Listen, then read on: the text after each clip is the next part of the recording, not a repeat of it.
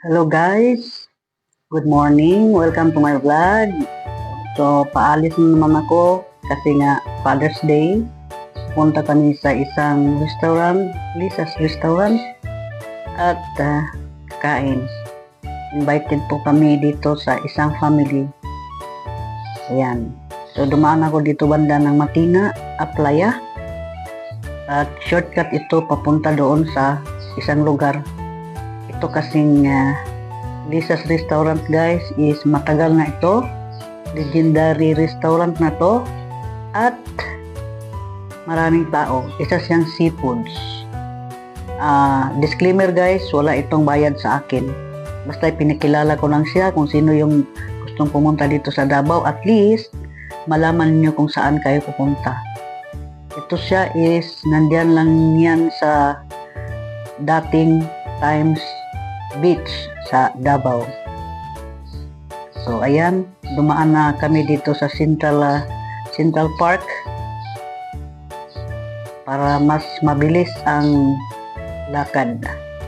At mabuti naman si kuya na sinakyan ko na taxi driver is alam niya kung saan banda. Gandahan lang po. At ito na yung restaurant, seafood restaurant. At nandyan yung mga ano nila, yung kubo. Doon talaga ang nandyan sa kanila mga kubo. Mga bamboo kubo.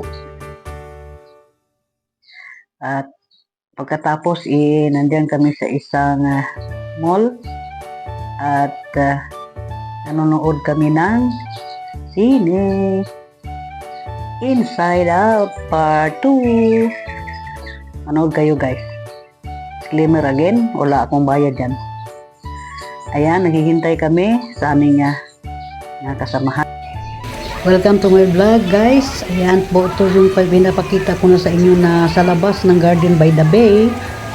At ito yung matagal na talaga itong swimming pool nito guys. Imagine, maliliit pa yung mga anak ko, nandyan na yan. Medyo may innovation lang pero talagang maganda yan. Na-close lang yan noong COVID yata, pero ngayon yan na naman, functional na naman siya. Hello guys, welcome to my vlog. Andito tayo sa labas ng bahay. At ayan po, ipapakita ko sa inyo yung aking nagawa kahapon. Ayan, nilinisan ko na. Ayan, problema lang kasi inuulan. So ito na sinasabi ko sa inyo, papaya, matangkad na siya, mas matangkad pa siya sa akin. At ayan, nilinisan at nag-arrange ako ng ating tanim kahapon. Kasi nga, sobrang madamo na dito. Continuation ito sa aking ginawa kahapon. Nung isang linggo pala na naglilinis ako dito sa labas. Kailangan ko lang talaga na maglinis araw-araw guys, kasi mabilis kasi tumubo yung mga ano natin guys, yung damo. So ayan, may bago akong mga tanim dito. So kahapon dito na talaga ako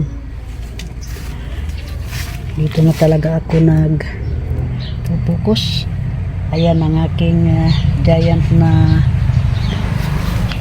tawag dito, giant na aloe vera. Nagustuhan yata niyang pwesto dyan. At pinutol ko na yung yellow flower ko, pero may naiwan pa ako dyan. So dito po yung kahapon na nagawa ko. Yan, dapat kasi lagi itong mini-maintain na ayusin guys, kasi nga madali lang talaga yung mga damo na tutubo. Ayan, marami pa akong dapat na i-trim. Ayan yung yellow, yung orange ang bulaklak, ay yung ano niya. Ayan, tanggalin ko pa yan. So madami talagang trabaho dito guys, halos araw-araw na ina-arrange ko. Ayan, itatapon ko pa yung mga pinutol ko dyan ng mga dahon. Ayan yung makulit kong aso. Ganyan talaga yan. Hindi pa ako nakapunta ng dentist guys para magpasukat ng aking pustiso. Kasi medyo pa masakit yung aking gums. At ito, itatanim ko na din ito guys. Ito. Itanim ko ito para maganda. Or ilipat ko yata ito. Yun, sa medyo may init. Yan ang mumunti kong garden guys. Kung saan si Kamima is laging busy sa kaka-arrange at masaya ako kasi nga ayan, namumulaklak na yung aking peace lilies. Wow! Pero yung isa hindi pa, siguro baka by next time namulaklak na yan.